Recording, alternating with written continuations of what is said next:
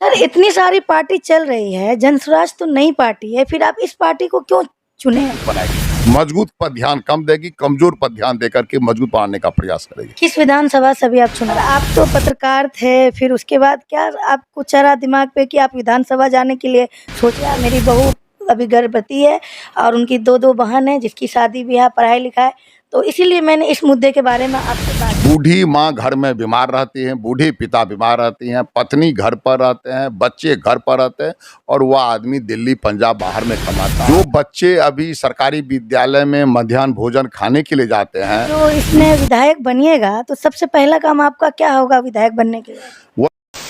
अभी हमारी उपस्थिति सुपौल जिला में है और मैं जनसुराज कार्यालय में हूँ और हमारे साथ अनिल सर बैठे हुए जिनको आप पहचानते होंगे, तो देख सकते हैं आज हम इनसे खास बातचीत करेंगे। सबसे पहले आपका स्वागत है एमपी बिहार से। आपको भी बड़ी बड़ी धन्यवाद।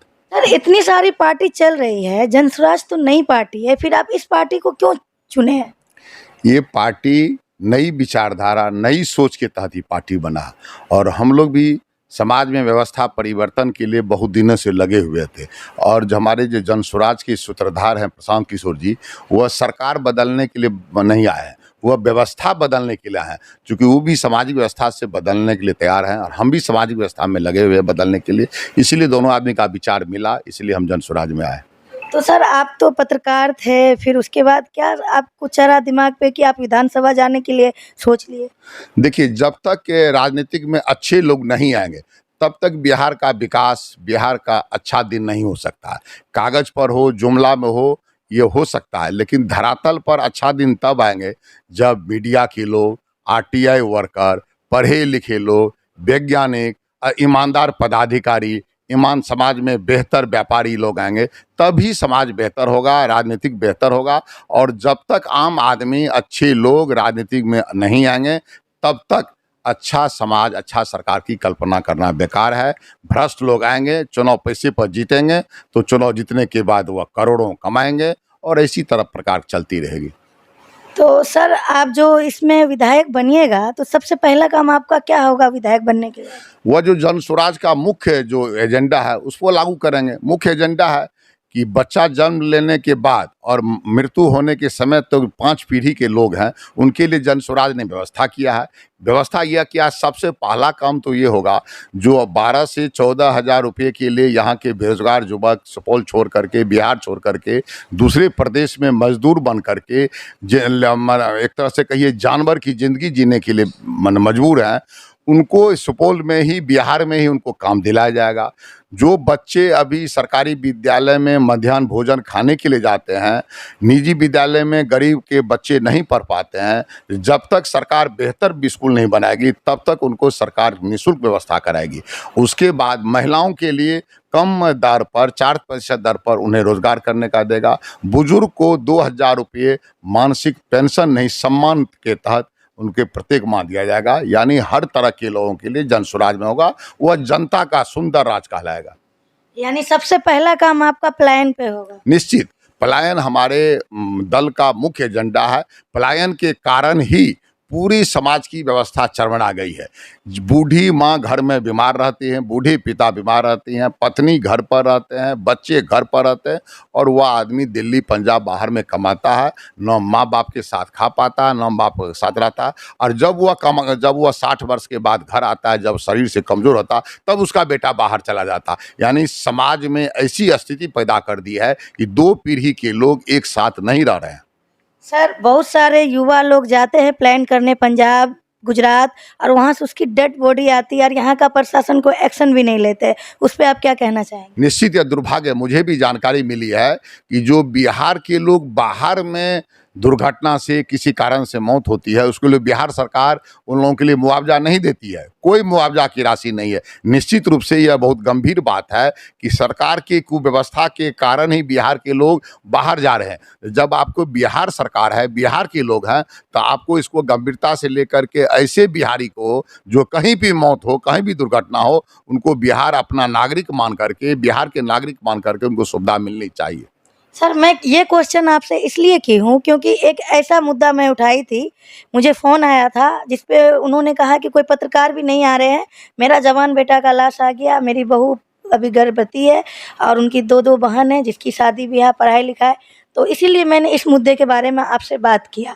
आपकी पार्टी की सरकार बनती है तो उसमें इन सब के लिए क्या स्पेशल व्यवस्था है? निश्चित है, ये दुर्भाग्य है कि बिहार का लोग, बिहार में दुर्घटना घटेगा तो सरकार उसको ध्यान देती है, लेकिन बिहार का लोग जब बिहार से बाहर उसके साथ दुर्घटना घटती है, अकाल मौत होता है, दुर्घटना से मौत होता है, तो बिहार सरकार ध्यान नहीं देती है। यह सरकार हर बिहारियों की सुरक्षा व्यवस्था करेगी, चाहे वह बिहार में रहे, चाहे वह देश के किसी कोना में रहे, विदेश में रहे। जो बिहार के लोग हैं वह बिहार के सरकार, जनस्वराज की सरकार उन्हें हर सुविधा देगी, सुरक्षा देगी और हर तरह का उन्हें फायदा देगा। यानी पूरे वर्ल्ड में अगर बिहार के लोग जाते हैं तो उनको हर प्रकार का सुविधा सरकार की हेल्प मिलेगी। निश्चित रूप से जब कोई बेटा बाहर जाता है विदेश में तो क्या वह बेटा नहीं कहलाता है?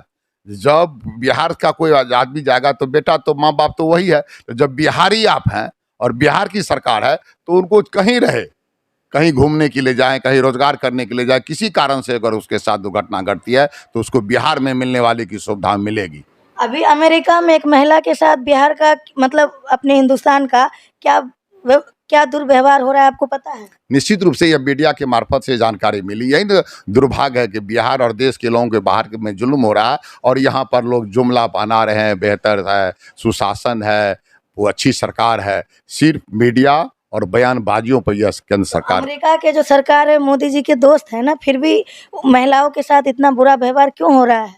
यही दुर्भाग्य है। राजनीतिक वोट बैंक है, कोई दोस्त दुश्मन नहीं होता है, सिर्फ वोट बैंक की राजनीतिक है। बाहर में अपना चेहरा चमकाते हैं और जब बाहर में जो हालत बद से बदतर है, सिर्फ चेहरा चमकाने में हमारी सरकार, केंद्र की सरकार हो या बिहार की सरकार हुई लगी हुई।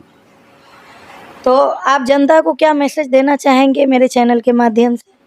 एकमात्र मैसेज है कि यह जनता की सरकार बने, जनता का सुंदर राज बने।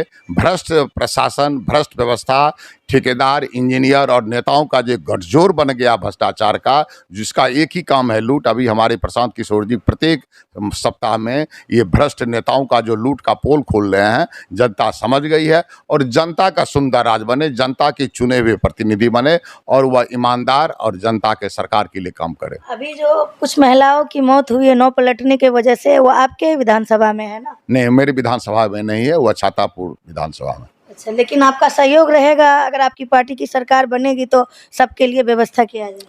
स्पष्ट है, हमारी सरकार का तो मुख्य एजेंडा है हर बिहारियों और खासकर गरीब, मजदूर, किसान, बड़े लोगों के लिए तो बहुत व्यवस्था है, लेकिन जितने ये निचले तबके के लोग हैं, कमजोर वर्ग के लोग हैं, महिलाओं हैं, व्यापारी है, छोटा व्यापारी है, हर मामले में छोटा अंक को हमारी सरकार पूर्णतः उसको मजबूत बनाएगी। मजबूत पर ध्यान कम देगी, कमजोर पर ध्यान देकर के मजबूत बनाने का प्रयास करेगी। किस विधानसभा से भी आप चुनाव लड़ रहे हैं? जी, सुपौल विधानसभा, जो सुपौल जिला का 43 सुपौल विधानसभा का है, मैं जनस्वराज का संभावित प्रत्याशी हूँ। आपका पूरा परिचय यही है?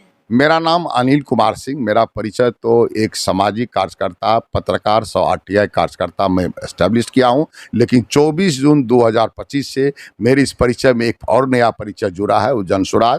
क्योंकि जनस्वराज के सूत्रधार का विचार, जनस्वराज के विचार से मेरा कर्म और विचार मिलता है, इसलिए मैंने हृदय से इस दल को स्वीकार किया हूँ और 2 महीना के अंदर मैं कोशिश करके सुपौल विधानसभा के हर घर में जनस्वराज की बात को रख दिया हूँ और जनस्वराज के बात रखने के कारण है कि आज हर घर, हर युवक लोग जनस्वराज पर विचार कर रहे हैं, मंथन कर रहे हैं और निर्णय चौंकाने वाला होगा।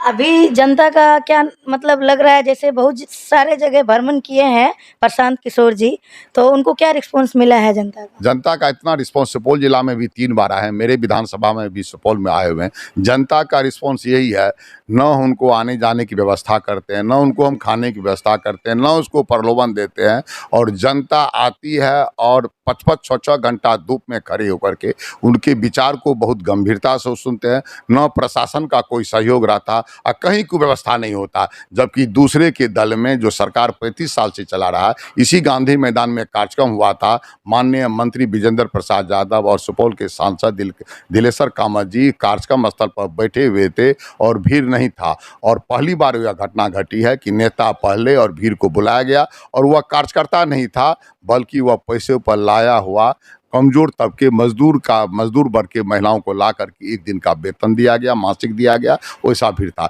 लेकिन वही जनस्वराज में हमारे इस सुपौल क्षेत्र के पूरे के पूरे लोग ईमानदारी से आए, शांतिपुर से सुने और आज उस जन स्वराज को संदेश को घर घर पहुंचा रहे हैं। तो दोस्तों, आप देख रहे थे हमारे साथ अनिल कुमार सिंह थे, जो सुपौल विधानसभा से चुनाव लड़ रहे हैं। प्रशांत किशोर जी को तो आप लोग जान ही रहे होंगे, जन स्वराज पार्टी नई पार्टी है। तो आप लोग इस पार्टी के बारे में क्या सोचते हैं? इनका सरकार बनाना चाहते हैं, नहीं बनाना चाहते हैं? तो कमेंट बॉक्स में आप अपनी राय ज़रूर दें। हम लोग भी बहुत मेहनत करते हैं, आपका एक कमेंट का इंतज़ार रहता है। तो आप लोग से अपील है कि कमेंट बॉक्स में अपनी राय दें। आप देख रहे थे एनपी बिहार, बहुत बहुत स्वागत।